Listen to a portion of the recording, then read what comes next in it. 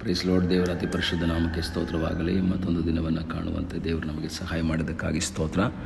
ಆತನು ಮಾಡಿದ ಎಲ್ಲ ಉಪಕಾರಗಳಿಗಾಗಿ, ಎಲ್ಲ ಆಶೀರ್ವಾದಗಳಿಗಾಗಿ ದೇವರಿಗೆ ಸ್ತೋತ್ರವನ್ನು, ಮಹಿಮೆಯನ್ನು ಸಲ್ಲಿಸ್ತೇನೆ.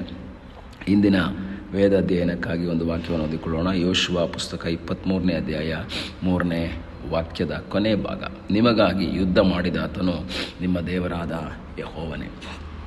ಯೋಶುವನು ಮೋಶೆಯ ಮರಣದ ನಂತರ ಇಸ್ರಾಯೇಲರನ್ನು ಆ ಕಾನಾನ್ ದೇಶಕ್ಕೆ ನಡೆಸುವುದಕ್ಕಾಗಿ ಪ್ರಯತ್ನವನ್ನು ಮಾಡುತ್ತಾ ಅವರನ್ನು ಕಾನಾನ್ ದೇಶಕ್ಕೆ ಕರ್ಕೊಂಡು ಬರ್ತಾನೆ. ಅವರಿಗೋಸ್ಕರ ಯುದ್ಧ ಮಾಡ್ತಾನೆ, ಶತ್ರುಗಳನ್ನೆಲ್ಲ ಸೋಲಿಸ್ತಾನೆ. ಶತ್ರುಗಳ ಆ ಒಂದು ಕೈವಶದಲ್ಲಿದ್ದಂತಹ ಸ್ಥಳಗಳನ್ನೆಲ್ಲ ಇಸ್ರಾಯೇಲ್ರಿಗೆ ಕೊಡ್ತಾನೆ, ಎಲ್ಲರಿಗೂ ಭಾಗ ಮಾಡಿ ಕೊಡ್ತಾನೆ. ಒಂದೊಂದು ಕುಲಗಳಿಗೆ ಬೇಕಾದಂಥ ರೀತಿಯಲ್ಲಿ ಸ್ಥಳಗಳನ್ನೆಲ್ಲ ಒದಗಿಸಿಕೊಟ್ಟ ನಂತರ ತನ್ನ ಕೊನೆಯ ಉಪನ್ಯಾಸವನ್ನು ನಾವು ನೋಡ್ತೇವೆ. ಕಾರಣ ಅವನ ಚರಿತ್ರೆಯ ಸಮಾಪ್ತಿಯ ಸಮಯಕ್ಕೆ ಬಂದಾಗ ಅವನು ಹೇಳ್ತಾ ಇರುವಂಥ ಒಂದು ಮಾತೆ ಅಂದರೆ, ನಿಮ್ಮ ದೇವರಾದ ಯೆಹೋವನು ನಿಮಗೋಸ್ಕರ ಈ ಜನಾಂಗಗಳನ್ನೆಲ್ಲ ಮಾಡಿದ್ದೆಲ್ಲೋ ನೋಡಿದ್ದೀರಷ್ಟೇ. ಹೌದು, ನಿಮಗಾಗಿ ಯುದ್ಧ ಮಾಡಿದ ಆತನು ನಿಮ್ಮ ದೇವರಾದ ಯೆಹೋವನೇ.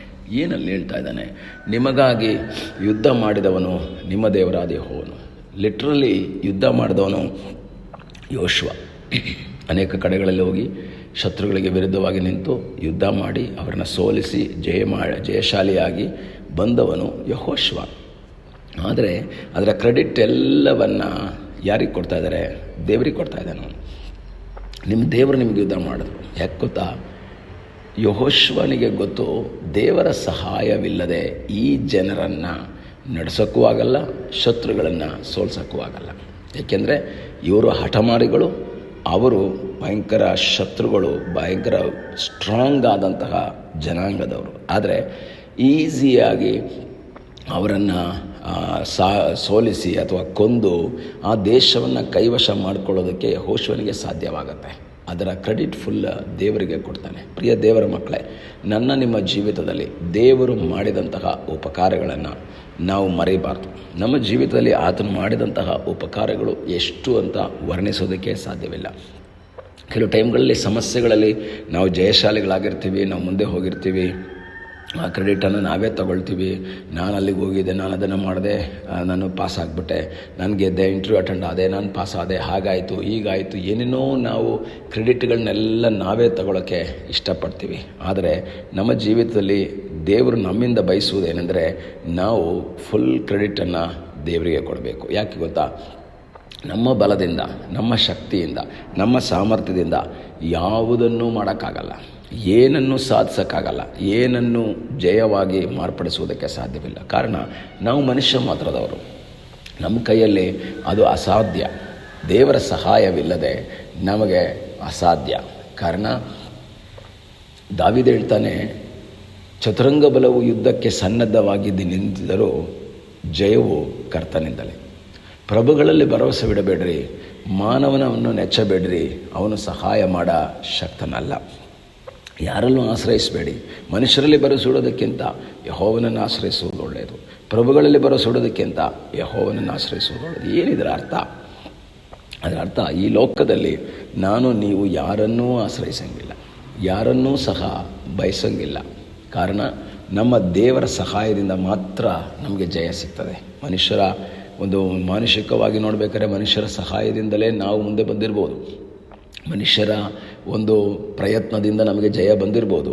ಆದರೆ ಅದರ ಹಿಂದೆ ಲಗಾಮ್ ಹಿಡಿದವರು ದೇವರು ಅನ್ನೋದನ್ನು ಮರಿಬಾರ್ದು. ಎಕ್ಸಾಮ್ ಬರೆದವ್ರು ನಾವೇ, ಇಂಟರ್ವ್ಯೂ ಅಟೆಂಡ್ ಆದವ್ರು ನಾವೇ, ಕೆಲಸ ಮಾಡಿದವ್ರು ನಾವೇ.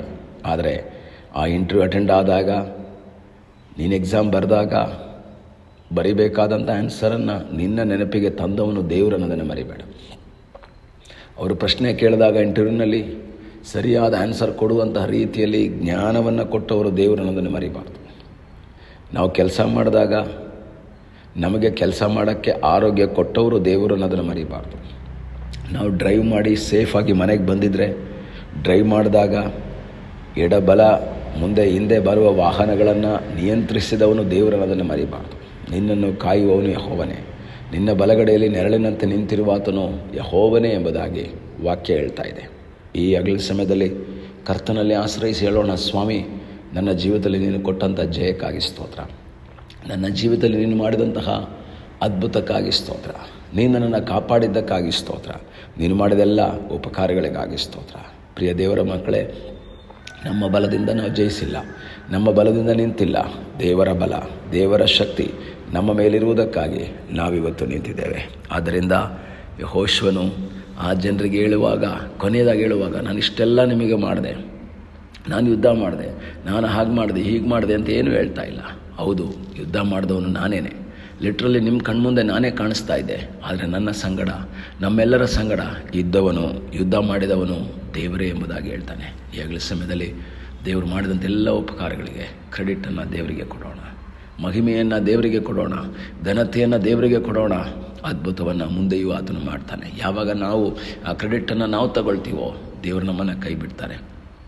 ದೇವರಿಗೆ ಹೇಳೋಣ, ಸ್ವಾಮಿ, ಕೆಲಸ ಮಾಡೋಕ್ಕೆ ಆರೋಗ್ಯ ಕೊಟ್ಟಿದ್ದಿ, ಅದಕ್ಕಾಗಿ ಸ್ತೋತ್ರ. ಒಳ್ಳೆ ಜ್ಞಾನ ಕೊಟ್ಟಿದ್ದಿ, ಒಳ್ಳೆ ನೆನಪಿನ ಶಕ್ತಿಯನ್ನು ಕೊಟ್ಟಿದ್ದಿ, ನಿನ್ನ ಕೃಪೆಗಾಗಿ ನಿನಗೆ ಸ್ತೋತ್ರ. ನಮಗಾಗಿ ಯುದ್ಧ ಮಾಡುವಂತಹ ಒಬ್ಬ ದೇವರಿದ್ದಾನೆ. ಕಣ್ಣುಗಳನ್ನ ಮುಚ್ಚೋಣ, ಪ್ರಾರ್ಥಿಸೋಣ. ನಮ್ಮನ್ನು ಬಹಳವಾಗಿ ಪ್ರೀತಿ ಮಾಡುವ ಪರಲೋಕದ ತಂದೆಯೇ, ಸಮಯಕ್ಕಾಗಿ ಸ್ತೋತ್ರ. ನಮ್ಮನ್ನು ನಿನ್ನ ಪಾದಗಳಿಗೆ ಒಪ್ಪಿಸಿಕೊಡ್ತೇವೆ. ನಿನ್ನ ಕೃಪೆ, ಆಶೀರ್ವಾದ, ಸಾನ್ನಿಧ್ಯ ನಮ್ಮೆಲ್ಲರ ಸಂಗಡ ಇರುವುದಕ್ಕಾಗಿ ಸ್ತೋತ್ರ. ನೀನು ಮಾಡಿದೆಲ್ಲ ಉಪಕಾರಗಳಿಗಾಗಿ, ಎಲ್ಲ ಆಶೀರ್ವಾದಗಳಿಗಾಗಿ ನಾವು ನಿನಗೆ ಸ್ತೋತ್ರವನ್ನು, ಮಹಿಮೆಯನ್ನು ಸಲ್ಲಿಸ್ತಾ ಇದ್ದೇವೆ. ಈ ಸಮಯದಲ್ಲಿ ದೇವರೇ, ನಾವು ಆರೋಗ್ಯವುಳ್ಳವರಾಗಿ, ಬಲವುಳ್ಳವರಾಗಿ ನಿಂತಿದ್ರೆ ಅದು ನಿನ್ನ ಕೃಪೆ, ನಿನ್ನ ಸಹಾಯ ಎಂಬುದನ್ನು ತಿಳಿದು ಮುಂದೆ ಸಾಗುವಂತೆ ಕರ್ತನೆ ಸಹಾಯ ಮಾಡು. ಪ್ರಾರ್ಥನೆಯನ್ನು ಕೇಳಿದ್ದಕ್ಕಾಗಿ ಸ್ತೋತ್ರ. ಯೇಸುವಿನ ಉದಾದ ಹೆಸರಿನಲ್ಲಿ ಬೇಡಿಕೊಳ್ಳುತ್ತೇವೆ ನಮ್ಮ ಪ್ರೀತಿಯ ತಂದೆಯೇ. ಆಮೇನ್. God bless you.